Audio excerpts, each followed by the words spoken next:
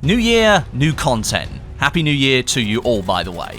We're coming to the end of the first chapter of Battlefield 5's Tides of War, and so far we've been presented with 3 new weapons, a multiplayer map, the practice range, and the last Tiger war story. So that's plenty of content to have kept us happy over the Christmas period.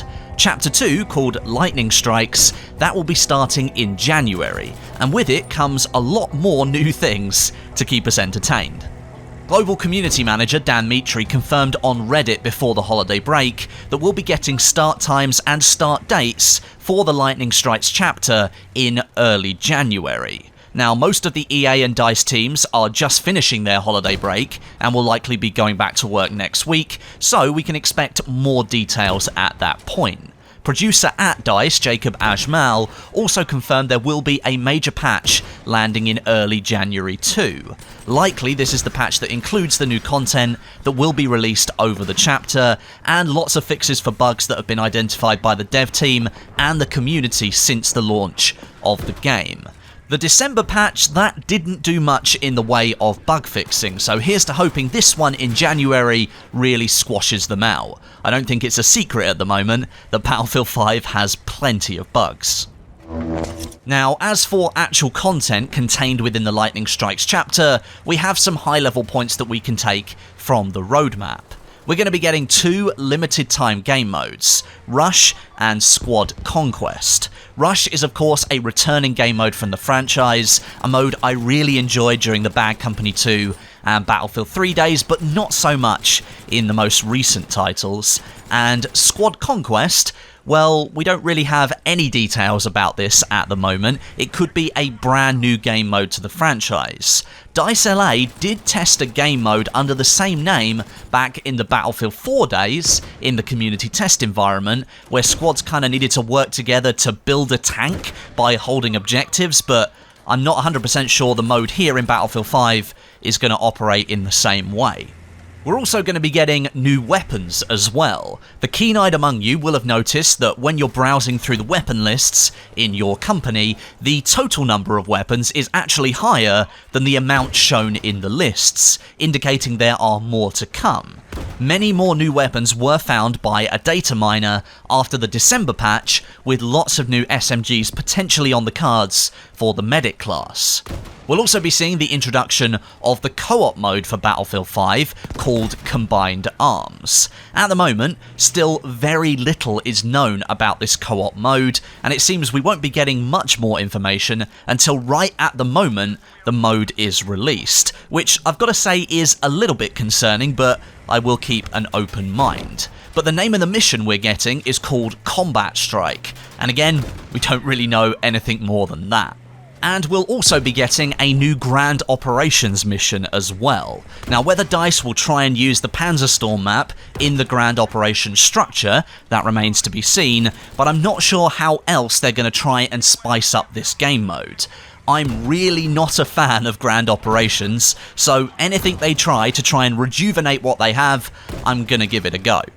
Beyond these official confirmations, we do have some more information about what we can expect to make it into the January patch for Battlefield 5. And in fact, there will be 2 client patches for the game in January. 2 separate patches. Jacob Ajmal confirmed this on Reddit before the holiday break. Lots of developers and team members often release information on their social media accounts, so I've scoured as many of those as possible, and Reddit as well, to try and bring together as much detail as I can for you, so you know what to expect when these patches drop. However, we don't have clarification which of the 2 patches these following points will be included in, so take these all as purely January update points, not just for a specific patch. Firstly, improvements to ledge grabbing. DICE dev Drunksy released this video showing the addition of a new, shorter ledge grab animation for shorter falls. That of course shortens the time it takes you to regain control after a relatively minor fall or a jump across a gap. The longer animation that's already in the game, that's been refined as well, so the movement you get is more accurate to a ledge grab and will only activate on longer falls. Bipod mechanics will be massively improved with the January update. Dice dev Niels Stoerlinger, I hope I've pronounced that correctly, he posted a quick video showing the current and improved mechanics side by side. I think we're all familiar with how the bipod doesn't quite know if it wants to deploy or not, or how it decides to randomly undeploy during the middle of firing and throwing your aim off. That seems to be fixed with this January update. Niels also posted on Twitter asking for player evidence of vaulting issues, of which there are of course many in Battlefield 5 at the moment. Various issues of the game not letting you vault through windows is being fixed, and the way vaulting works over destroyed structures is also being looked into as well. Battlefield doesn't handle all the vaulting technology in the same way, and when items are destroyed, the entire mechanic needs to be restructured on the fly to then work with the new surface that's been left behind. So at the moment, we don't have any evidence this is actually being fixed or how much of it is being fixed, but I expect we'll see some improvements in the January patch. It would be a stretch to say this would be completely fixed and you'll never see a vaulting problem again. Vaulting has been a big issue in the Battlefield franchise since it was introduced all the way back 8 or 9 years ago. The senior designer on game modes, Nicholas Astrand, he revealed that in the January patch, the successful destruction of airborne objectives will no longer hurt the players standing near them. They'll still be thrown into the air if they're too close, just like a friendly V1 or JB2 rocket, but that explosion won't hurt anyone anymore. This means attackers can stand close by when holding out for the detonation of the objective so they can protect it from the defenders. Jacob Ajmal confirmed via Reddit that the team will bring back the ability for Panzerfausts to one-hit kill planes flying in the sky. This ability was removed in the December patch, and the decision was met with quite a lot of disappointment from the community, so it's great to see that being added back in. Issues on Xbox One for the controller vibration not working in Grand Operations, that will be fixed in the January patch as well, so you can rely on that extra feeling. Throwing knives will have their maximum range increased back to 10 meters. That's still lower than what it was before the December patch, which reduced it, and at the same time the December patch also reduced the amount of throwing knives you could carry. You can still only carry 2, but you're getting a bit of a range increase again. Some audio improvements will be coming in January as well. Still countless times I take damage from enemies and I don't get an audio grunt to let me know that. End of round music sometimes doesn't kick in. Death screams from soldiers are much louder than other things. If you get hit by a tank shell and you're in a tank, sometimes you don't get any sound notification that that's happened. And just in general, the audio isn't still quite right in Battlefield 5, so hopefully things are going to be tightened up a little bit more.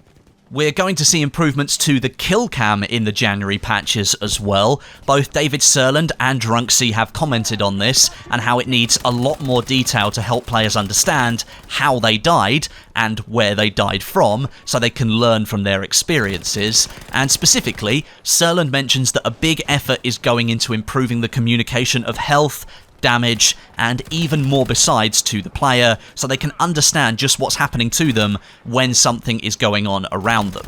And Drunksy went on to state that improvements to ragdolls, soldier animation consistency, weapon ADS when moving, scope glint, the flare gun, and netcode will all be included in the next 2 January patches, which is great news. No detail on this yet, but I assume we're going to get something more in-depth next week. Now, I know we're going to be getting some proper patch notes soon for the first of the 2 January patches, and that one will of course include a lot of the content being released in the first part of this chapter as well. So once we've got those patch notes, I'll bring you another video covering off all the important information and all of the small changes that will have an effect on gameplay. From what I've been able to gather from social media and Reddit, however, it seems DICE is back on the right track again and is fully aware of what needs to be done to bring Battlefield 5 forwards and make it more stable and enjoyable for everyone that's playing.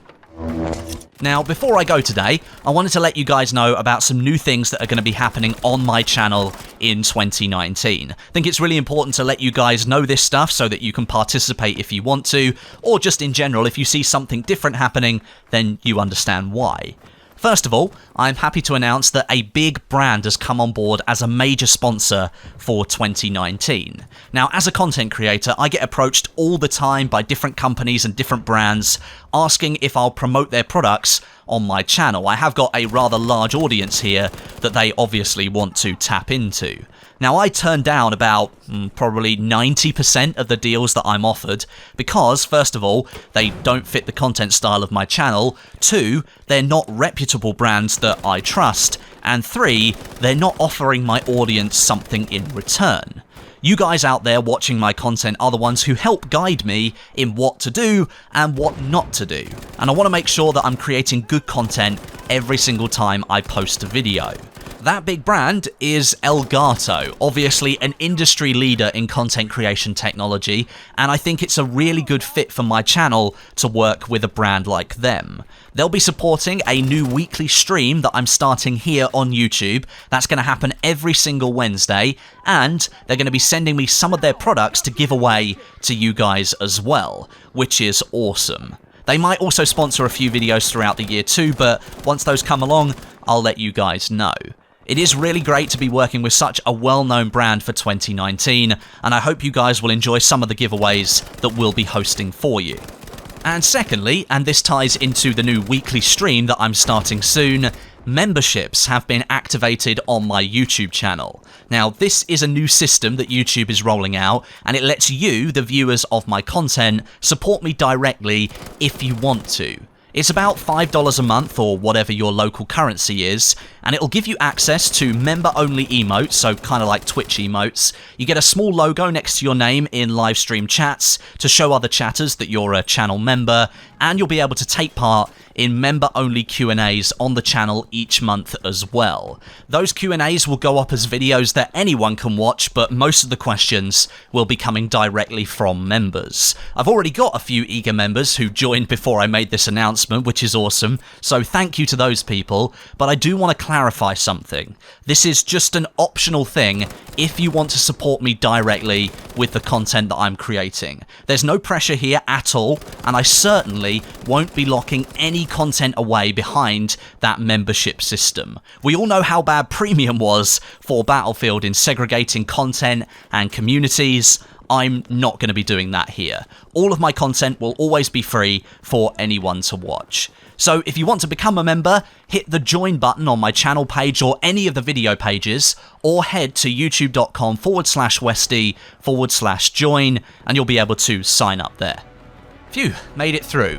Thanks to all of you guys who made it to the end of the video today. Leave some comments down below and make sure you're subscribed with notifications switched on so you don't miss any of my future videos. But until next time, my name is Westie, and I'll catch you guys in the next video.